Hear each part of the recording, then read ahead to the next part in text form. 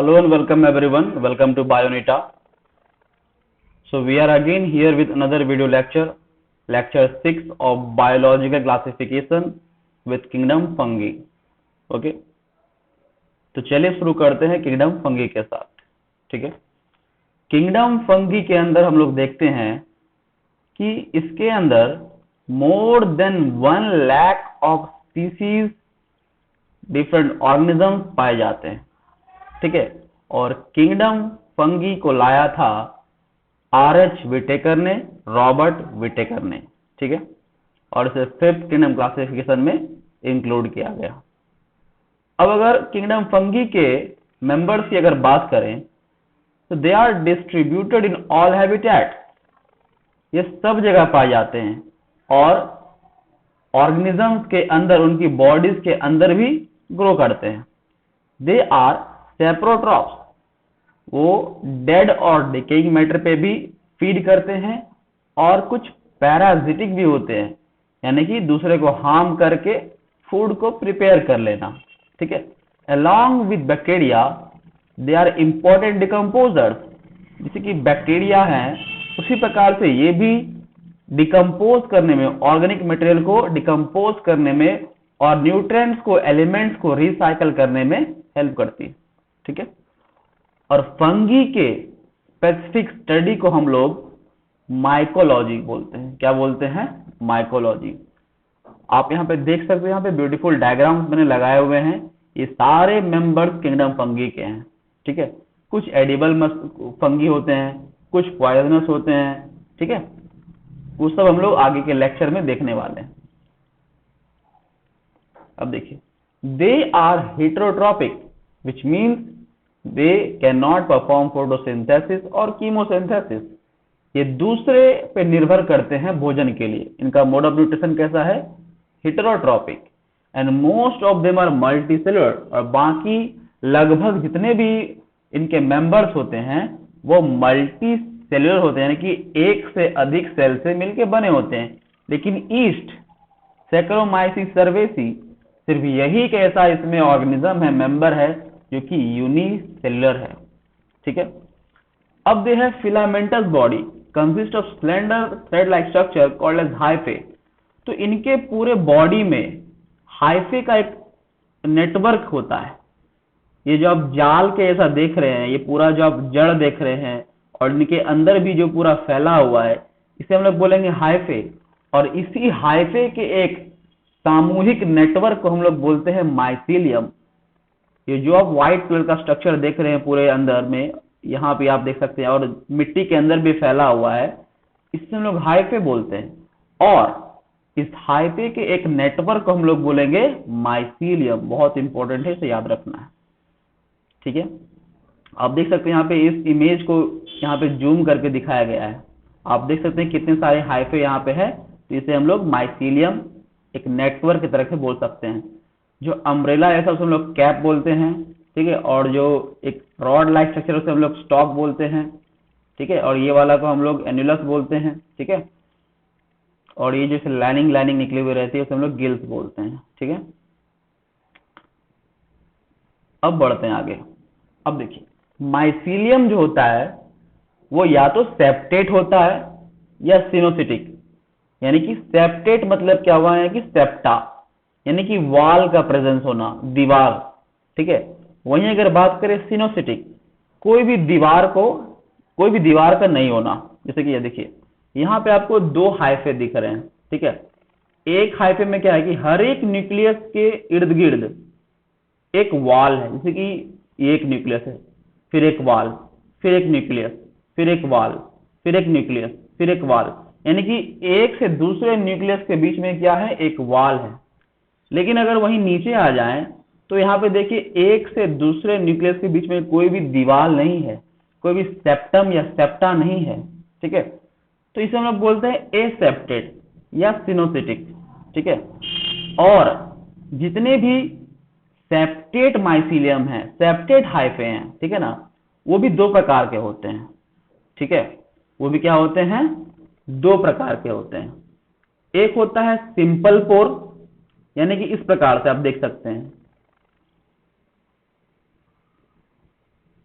और दूसरा होता है डॉलीपोर, एक बोन के लाइक स्ट्रक्चर ये बना रहा है यहाँ पे, ठीक है। तो जो सेप्टेट माइसीलियम होता है, सेप्टेट हाइफे होता है, वो दो प्रकार का होता है, या फिर सैंपल पोर या डॉलीपोर। ये जो लाइनिंग है, जो सेप्टा है, वो यहाँ पे दर्शाया गया है, ठीक है। अब इस सेप्टे के होने से, इस सिनोसिटिक सेप्टेट माइसीलियम के होने से क्या फायदा है? इसका यही एक एडवांसमेंट है कि अगर किसी एक पार्ट में इन्फेक्शन हो गया है तो दूसरे पार्ट में नहीं जा सकता है, ठीक है।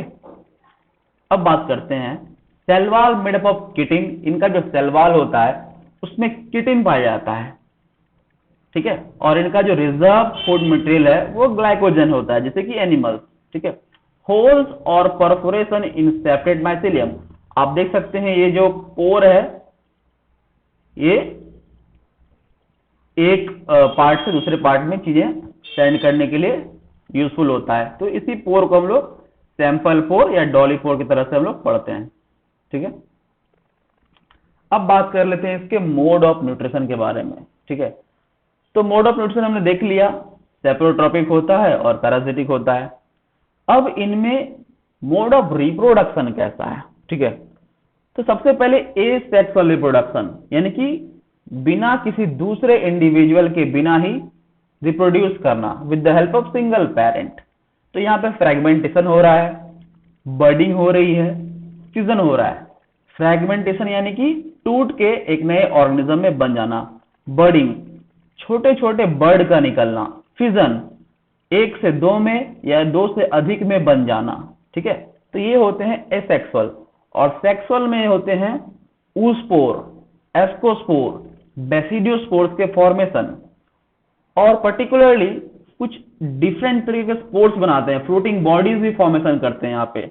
तो जूस्पोर्स जो होते हैं वो पाइकोमाइसिटीज के अंदर होते हैं, ठीक है। ये डिफरेंट क्लासिफिकेशन है फंगी के, हम लोग धीरे धीरे पढ़ने वाले हैं।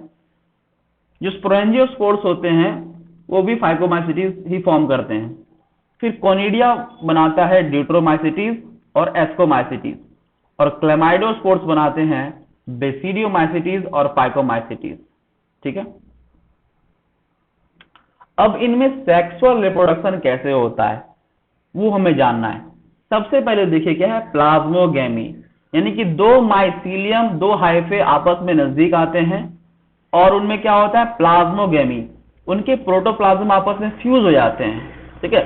फ्यूजन ऑफ साइटोप्लाज्म सबसे पहले होगा, उसके बाद क्या होगा, कैरियोगेमी। फिर जो फ्यूज होने के बाद जो दो न्यूक्लियस है वो धीरे धीरे फ्यूज होगा। तो एक डाइकैरियन फेज, यानी कि one nucleus plus another nucleus, तो यहाँ पे 2n फेज यानी कि डिप्लॉयड फेज हो जाता है, ठीक है। आप देख सकते हैं यहाँ पे पहले हैप्लॉयड रहेगा, फिर डिप्लॉयड, उसके बाद डिप्लॉयड होने के बाद फिर वो मियोसिस, रिडक्शनल डिवीजन, यानी कि 2n जो है वो हैप्लॉयड हो जाएगा, फिर वो स्पोर्स बनाएगा, ठीक है। और एसेक्सुअल में वो स्पोर्स फॉर्मेशन करके वो रिप्रोड्यूस करता है।